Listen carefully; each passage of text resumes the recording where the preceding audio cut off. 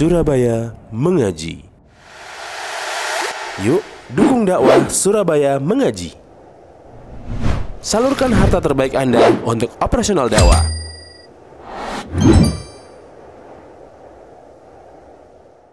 Empat hal kau lakukan. Tabayatum bil ina, kamu makan riba. Akhadtum ajnam al baqur, kamu pegang buntut sapi. Ya. Raditum bizari, enjoy dengan kerja doang, ekonomi tidak ada yang lain. Taraktumul jihad, tinggalkan jihad. Empat kesalahan dia ada nanti. Sallallahu alaikum zullan layan jiwa tatarjula dinikum. Maka saat itulah Allah akan liputi kalian dengan kegelapan yang tak kunjung selesai. Keributan antar ikhwan cuma masalah mazhab. Padahal mazhab sudah dibukukan. Ribut masalah mazhab. Beda ustadz, beda guru, nggak tegor-tegoran. Innalillah. Beragama dengan Pak Kiai, beragama dengan orang per orang, bukan dengan Quran dan Sunnah. Ta'assub, agama dianggap ormas, sehingga SOP-nya itu SOP ormas. Dulu Allah yang nyuruh, kalau dikatakan paman syahida minkum syahar falyasumhu, di Quran dibilang yang menyaksikan bulan puasa suruh ru'yatul hilal. Sekarang kalau kita bilang kita ru'yatul hilal pasti NU, begitu.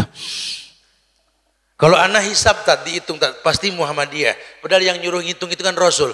Wa in gumma alaikum fa'akmilu sa'ban salasin. Kalau ru'yah tidak kelihatan karena mendung, sempurnakan bilangan Sa'ban 30 hari. Nabi yang nyuruh. Cuma di Indonesia dibilangnya ormas. Dia lupa agama itu bukan ormas. Agama inna dina indallahil Islam. Banggalah kita punya Hadratus Syekh Hasyim Asy'ari, bangga sekali. Ulama hebat ini, pengusir Belanda dari Indonesia ini. Bangga kita punya Kiai Haji Ahmad Dahlan, bangga. Ulama hebat yang bisa menggetarkan hati musuh-musuhnya saat itu.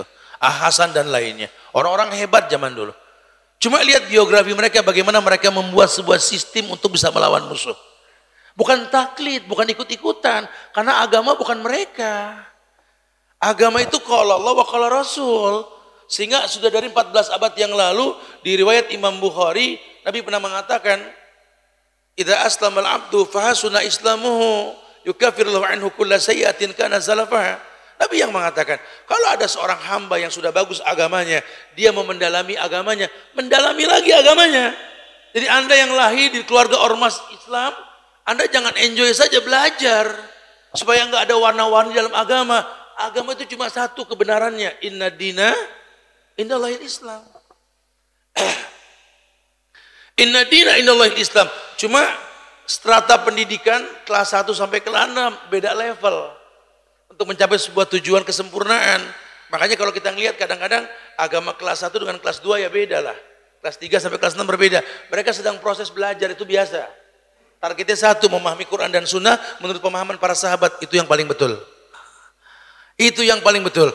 Kalau tidak apa? Sallallahu alaikum zullan la yanji'u hatta tarji'u ila dinikum. Kalian akan diliputi dengan kegelapan masalah yang tak kunjung selesai. Sampai kapan? Sampai kembali ke agama kalian. Agama kalian apa maksudnya? Islam. Islam yang mana? Islam yang dibawa Nabi Muhammad sallallahu alaihi wasallam.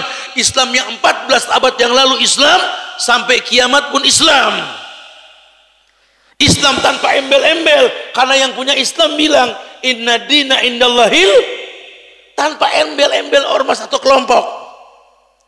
Ayo dong, masa kita tidak paham Quran? Itu yang susah, Tat. Terlanjur jadi adat dan tradisi, Tat. Susah, Tat. Makanya saya sih tahu, Tat, bukan tidak, Tat. Masalah tadi Ustadz bilang kerudung panjang, Allah yang nyuruh. Cuma kan adat kita nggak begitu, Ustaz. Allah harus paham itu, Ustaz. Dan laki-laki yang dibilang tipiskan nus, panjangkan janggut, siapa yang nyuruh? Allah.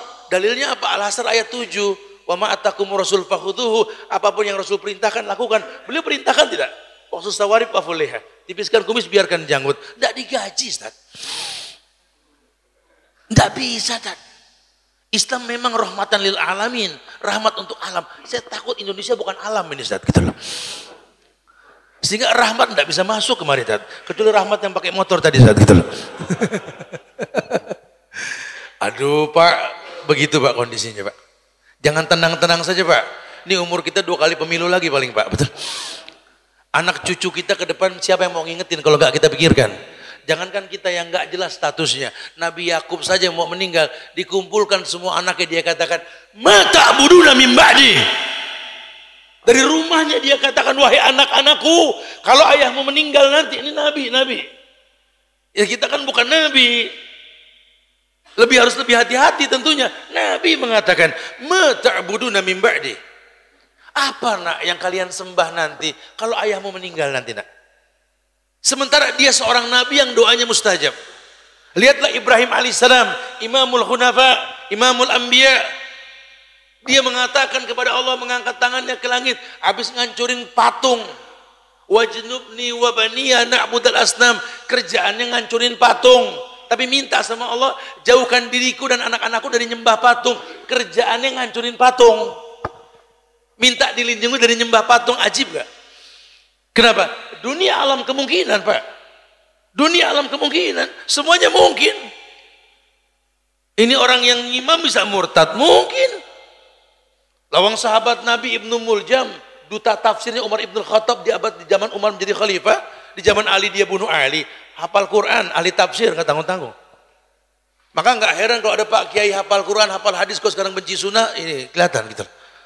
Penyebabnya apa? Ya kotornya jiwa. Talbis dalam hidupnya.